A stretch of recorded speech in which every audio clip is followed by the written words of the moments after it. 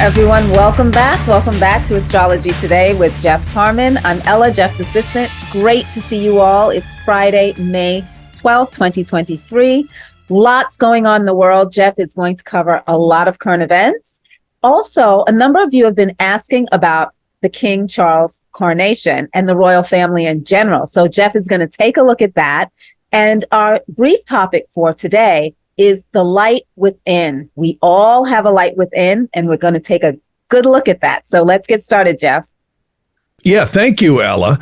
So, we can start with the King Charles coronation and, of course, Camilla, the Queen. And I did take a look at that. Of course, that was May 6th at about 11 o'clock in London, Westminster Abbey, Cathedral. And what's interesting is these guys typically like to do things close to noon. Why? Because it puts the sun in the midheaven or very close to it. That's why most of your presidential inaugurations and most king inaugurations were always chosen around that time. The interesting thing is, by classical astrology, it was what we call moon void, of course.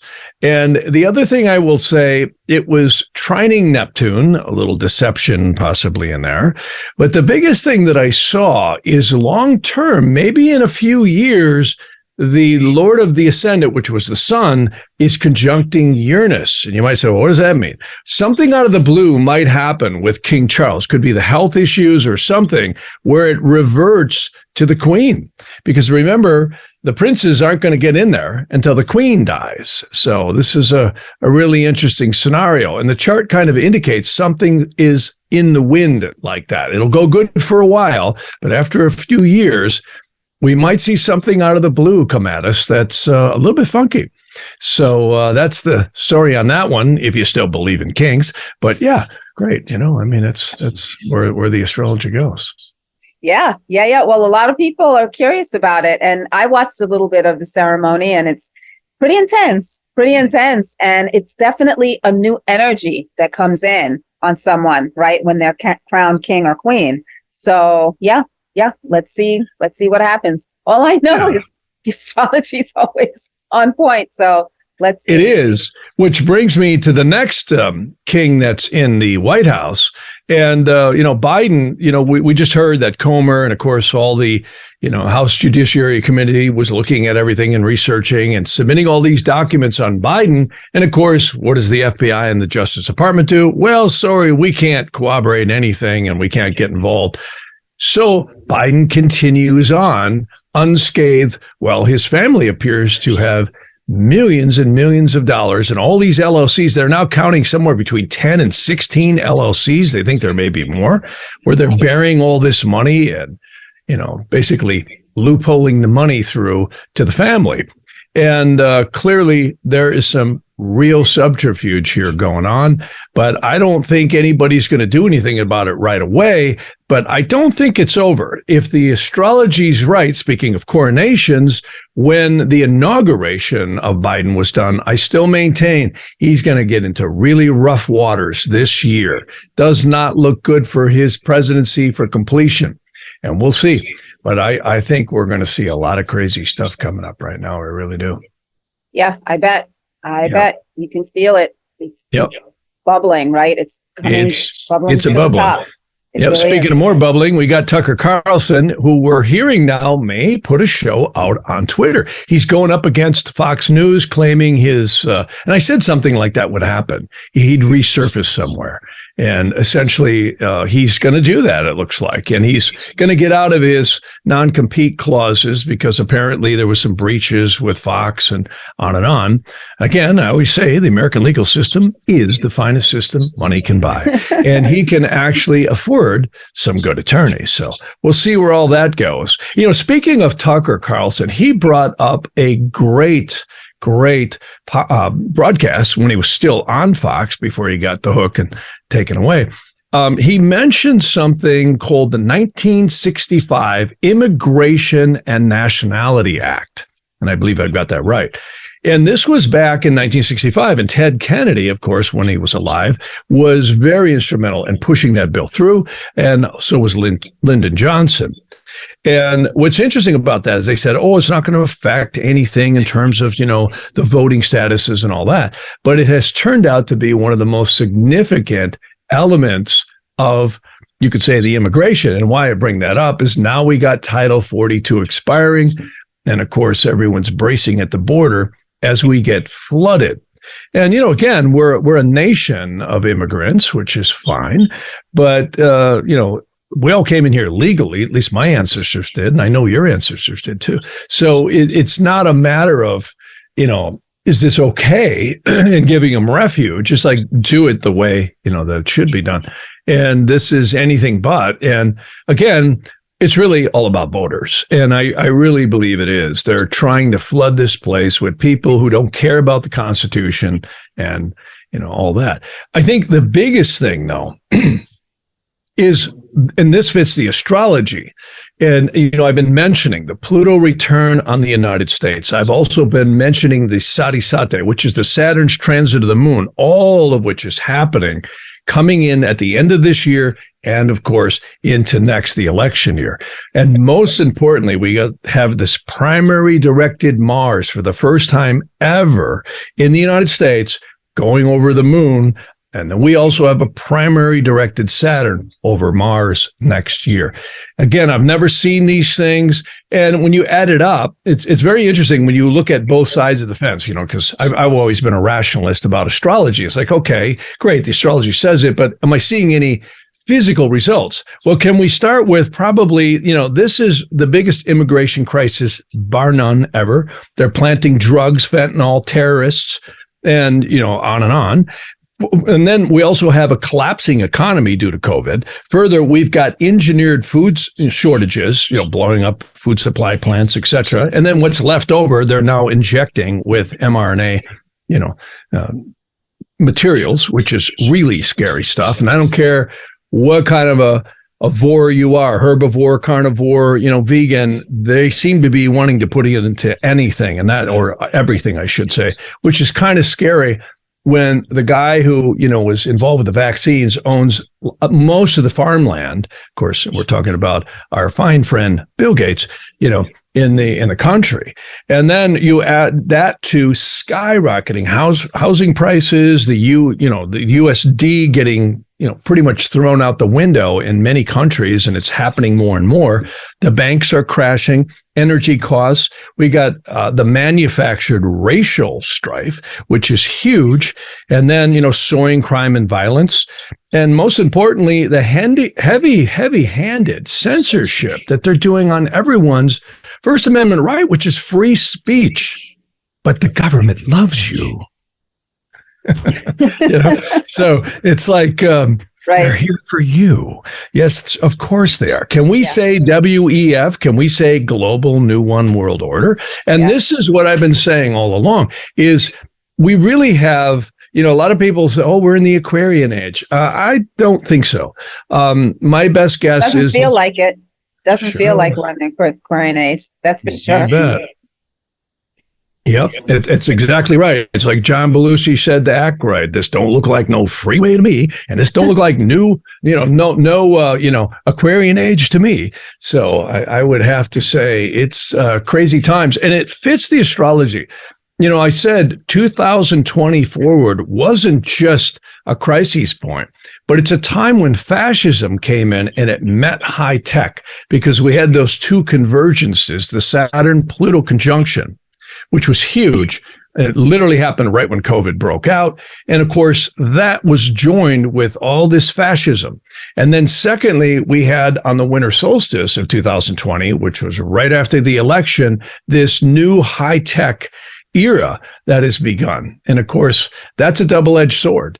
I mean, we all like our technology and the internet and all that stuff. It's wonderful, but it's a double-edged sword if it's not kept in check. And again, I always go back to, if this country falls, which we're going to see that on the chopping block over the next couple of years with the Pluto return on the United States, again, empires rise and fall on that. So we're going to see it. And we are in, I think, the crises of the existence of this country right now. So we're going to have to see where it goes. Yeah.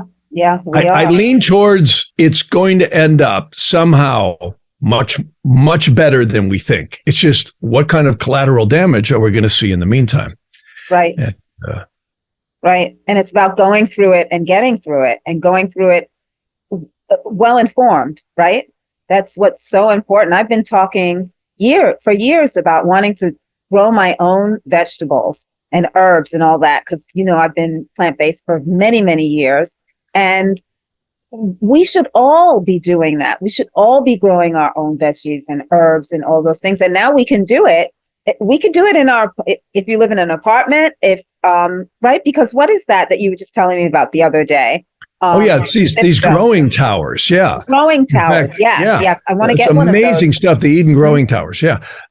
Really amazing. And we're going to see it. And, this kind of brings us to our next topic, Ella, is think about the seed of a plant. No matter what they do with all this tyranny and never-ending human drama that we see through millennia, this is nothing new. It's just they now have much better technology to implement now and greater control.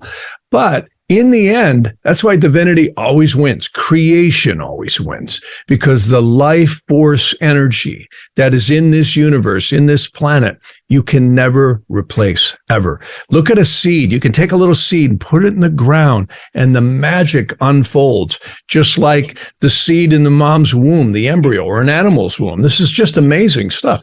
And, AI and all this technology and trying to manipulate genetics and all the various different things and, animals and fruit and all the stuff we eat and vegetables, it'll never work. It's kind of like the flood of Noah, sooner or later, you're going to piss the divine off, or God, if you will, and it's never going to work. That's why creation always wins. Life always wins.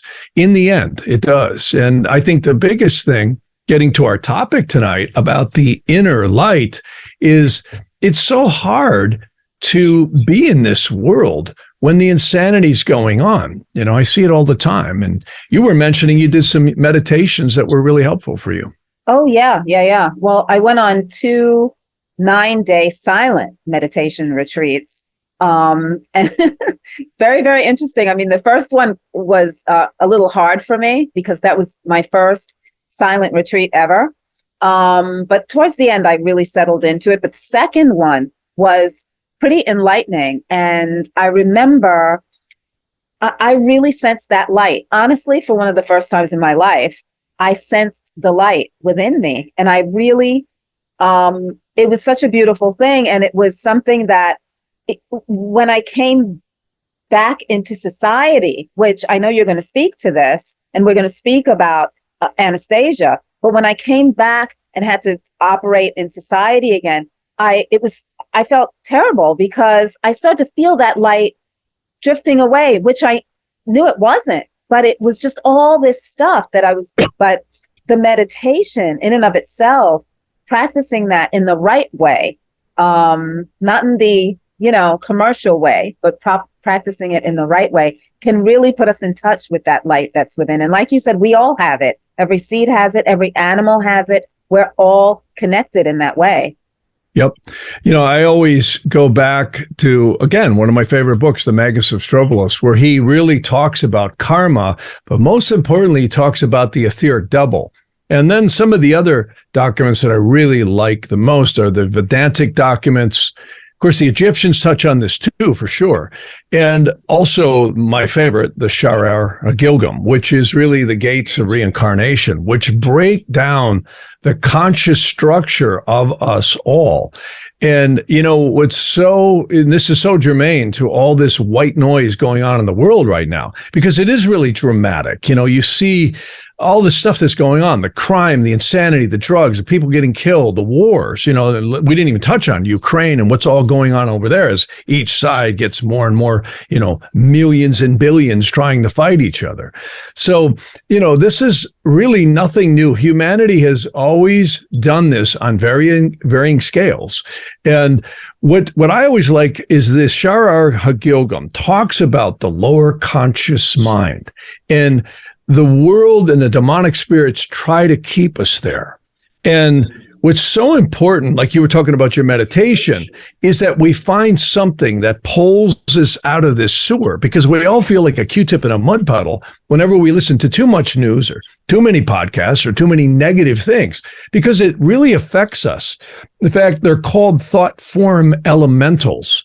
Whatever you think and believe, and that is the operative word, with energy, it's almost like belief becomes like voltage in a wire. It imprints in your auric field these thought form elementals very strongly. And again, I call people to looking at Dr. Emoto's work.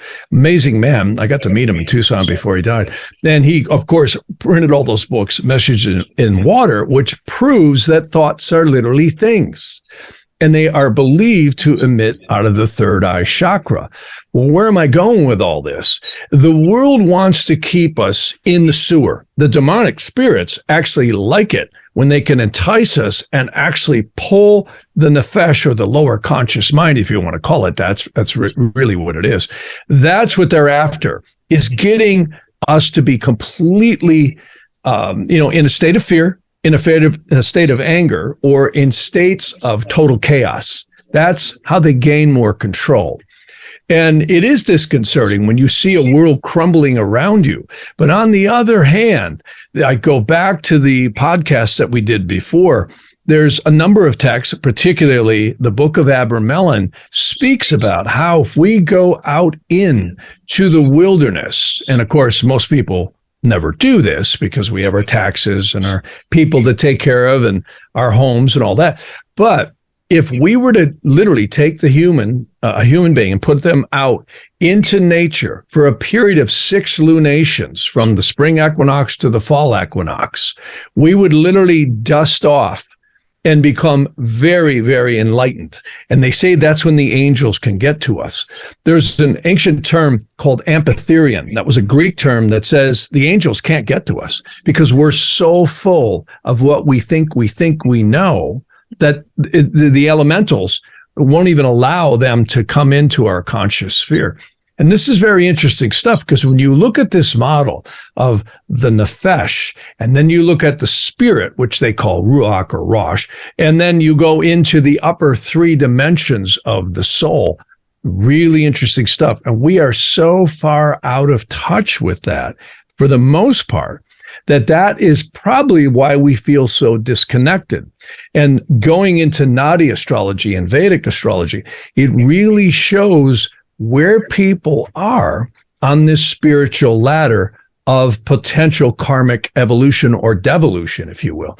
So very, very interesting stuff. I find the nodes, the moon's north and south nodes, which are also respectively known as Rahu and Ketu, when they aspect certain things in the birth chart that you're born with, it has a good indication of where that conscious level of that soul is and the positions of them. Mm-hmm. Interesting stuff. Very, very interesting. And do we keep reincarnating? Is reincarnation almost a punishment because we haven't tried to enlighten ourselves while we're here? That's really what I'm trying to get to. Well, that's a really good one, and I'm not going to pretend I have all the answers on that one, but I will say from what I've gleaned and what I can see that Earth does appear to be a place of purification and rectification. And there's something quite magical about the Earth. It's almost analogous to electronics and electricity. The Earth is like a grounding plate, if you will, or grounding rod.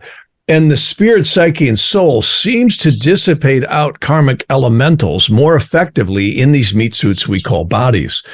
And that's a very interesting and mysterious, kind of subject there, because there are also a lot of people who ascend and they elect to stay back and help their brothers and sisters back here on this physical world.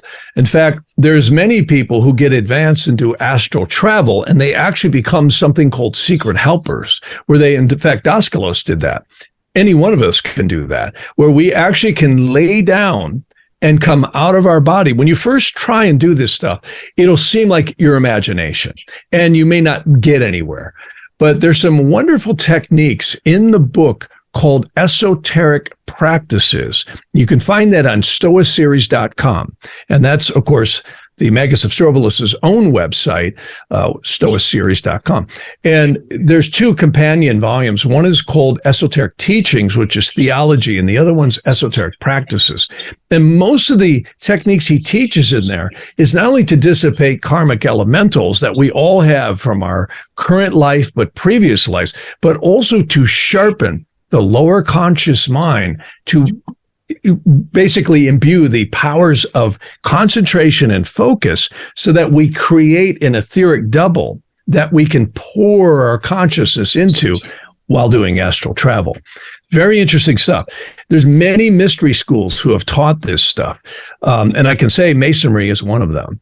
And many of the Egyptian, Chaldean, the Tibetan Lamas, the Vedantic, and the Hebrew schools all get into these advanced techniques in their ancient modalities. And it's something anyone can do. It's not how smart you are. It's not how, lucky or unlucky you are. This is just becoming knowledgeable of this stuff. And it's interesting because this is very germane to this time.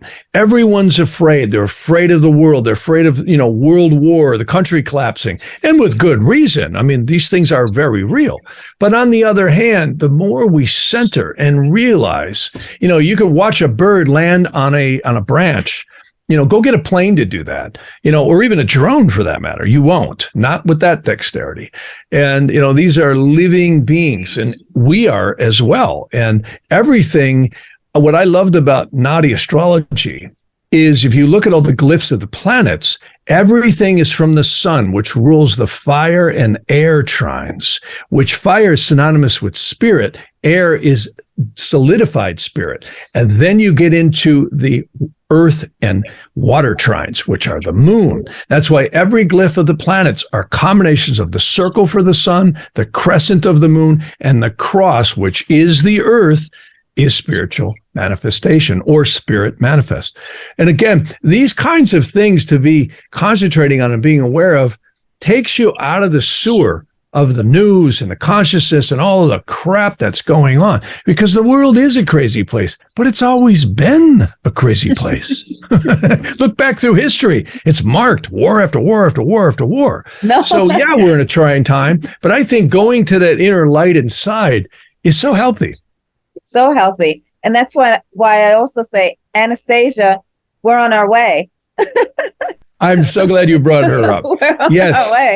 I'm going to put this on the screen. She just mentioned a wonderful, wonderful story and a lady who exists. Her name is Anastasia. Now, this is not the Walt Disney Anastasia.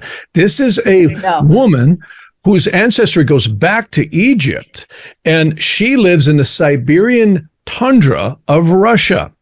Okay, interesting stuff. And she's lived there all of her life. She was born there. She sleeps with the animals. She lives off the fruits and nuts in the tundra in the summer, and of course the nuts she stores in the winter. She actually sleeps with bears. They cover her up and keep her warm in the wintertime.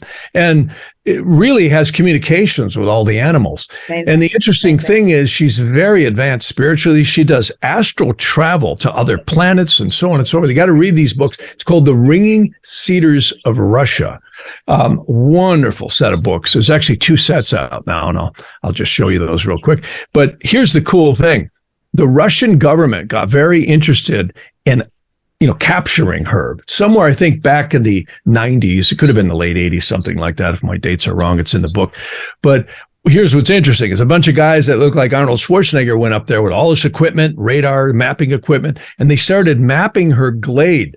And finally she came out and she said, please, you're disrupting my child. She has a child too. And, my habitat and the animals. And they said, well, Anastasia, we came here to, we're going to take you and study you and why you have these mystical powers. And she says, you can't do that. And they said, well, Anastasia, you don't realize we're not asking, we're telling you, we're going to take you. And she said, please do not try to use force to take me. She goes, it won't work out too well. You got some little 5'4" blonde-haired girl telling these guys with all this weaponry and, training. And they went to grab her, and this blue sphere came in and it threw them into another dimension. And all of a sudden they started seeing their lives speed up, and they started seeing them themselves grow old. And then they saw them dying and being reborn and all this crazy stuff. And then there was like smoke coming out of the ground. Once this sphere, I believe it was an angelic force, released them, they all dropped the weapons and they looked at her and they said, "We are so sorry. We will never, ever, ever bother you again. We don't care if they hang us."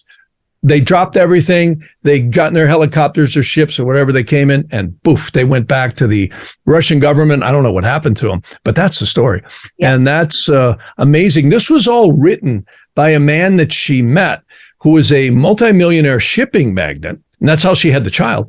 And she predicted he would go broke, which he did, and that he would become homeless, and that he would end up writing all these books that she arranged in the Akashic records for him to write. And he did. He ended up homeless. He was sleeping with an ex-KGB agent. There's a little taste for you how the Russians get treated after they're in the military. And then what happened is he ends up saying, "Wow, I remember her telling me this," and he wrote the Ringing Cedars of Russia series. So amazing. Another way to take your brain out of the sewer, of the world and the news. Not that we shouldn't pay attention to what's going on, but these, I think, are methods in order to keep our sanity. We have to go to, in one way, whatever works for people. I'm certainly not here to tell anybody what to do, but that's why What I love also is the title, right? The Ringing Cedars of Russia. The trees literally ring, don't they? They do. It's about these trees that take on the spiritual essences from the stars in the universe, and they just keep expanding, and they get so powerful, they start to ring, and sometimes they can explode. Amazing stuff. Amazing. Truly, truly amazing. And those trees also have the light within. Every living thing does. And that's where we got to stay to keep our sanity, is remember that, we're spiritual beings having a physical experience, and the world does everything to make us forget that. It really does. It really does. It really does. We have to always, always remember that. We have to remember that. Let's hope the world doesn't, implode. I don't think it will. It never has. It always keeps going. And I think in the end, all this will shake out in a favorable way. That's probably the way, the karmic essences of humanity need to. I keep seeing that there's going to be some positive outcomes by 2025, that the bad guys will not fully win. And that's what I see. I think there's a lot of counteracting forces here, even though the dark forces create a lot of trouble. Yeah. Yeah. And like you said, there always have been. Those dark forces have always been here since the beginning of time. Well, I don't know about the beginning of time, but they've been here for a long time. So, yeah. Oh, yeah. I love the human race. It's just, a bunch of people that drive me nuts. Yeah. Right. That's right. Well, this is awesome, Jeff. We could talk about this all day long, and we usually do. And so thank you. And thank you all for watching. It's such a blessing to be able to share all of this with you all and to receive your feedback and your comments. Such a blessing. It is. And, I want to add one thing. I really have to say, I am in a lot of ways very blessed, because I get to do readings for people all the time. And I see how sad people get during these crazy, crazy times. And it is. And I love it when I can give insight or reflection using the Nadi astrology and location astrology and give people some kind of a direction. Astrology to me, the ancient stuff, really is guideposts. It's all about energy. It's really common sense when you start synthesizing it into what does it mean. Every life is a 3-act stage play. There's a beginning, there's a middle, and there's an end. And we're all going to go through that. But what does it mean? And if we can get any insights out of that, I think that makes a huge difference. I really do. And that's, again, I was a skeptic of astrology. My mother exposed this to me in the 70s. I said, come on, this stuff don't work. And she's, like, don't knock it until you check it out first. And I did. And pretty amazing. I never thought I'd end up doing something like this for almost half a century now. Well, it's pretty awesome that you are. Pretty awesome. Yeah. Well, thanks, Jeff. Thank you, everyone, so much for watching. Have a great weekend and a great next week. And we'll see you next Friday. You bet. Thank you.